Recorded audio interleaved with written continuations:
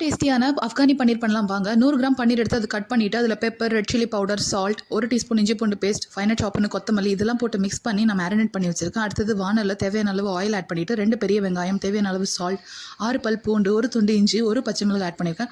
பச்சை மிளகாய் தான் காரத்துக்கு மெயின். ஸோ நான் கிட்டு கொடுக்கறதுனால ஒன்றே ஒன்று ஆட் பண்ணுறேன். அப்படி இல்லைனா 2லேருந்து 3 தாராளமாக போடலாம். அண்ட் 1/2 டீஸ்பூன் சீரகம் அண்ட் கொஞ்சம் கொத்தமல்லி போட்டு இதெல்லாம் நல்லா வதக்கி எடுத்து ஆற வச்சுருங்க. ஆனியன் வந்து ரொம்ப ப்ரௌன் ஆகணும்னு அவசியம் இல்லை, இந்த அளவுக்கு இருந்தாலே போதும்.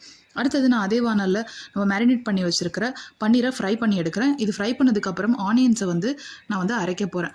ஸோ அது ஆறினதுக்கப்புறம் மிக்ஸி ஜாரில் ட்ரான்ஸ்ஃபர் பண்ணிவிட்டு அதில் 2 டேபிள் ஸ்பூன் தயிர், 1/4 டீஸ்பூன் மஞ்சள் தூள், 1/2 டீஸ்பூன் தனி மிளகாய் தூள், 1 டீஸ்பூன் மல்லித்தூள் போட்டு இதெல்லாம் அரைச்சி வச்சுறேன். அடுத்து தாளிப்புக்கு அதே வானலில் இன்னும் கொஞ்சம் பட்டர் ஆர் கீ ஆட் பண்ணிவிட்டு பட்டை, லவங்கம், பிரிஞ்சி இலை, ஏலக்காய், 1/4 டீஸ்பூன் ஜீரகம் போட்டுட்டு நம்ம அரைச்சி வச்சிருக்க ஆனியன் பேஸ்ட் ஆட் பண்ணிவிட்டு அதில் ஃப்ரை பண்ண பன்னீரையும் போட்டு மிக்ஸ் பண்ணுங்கள்.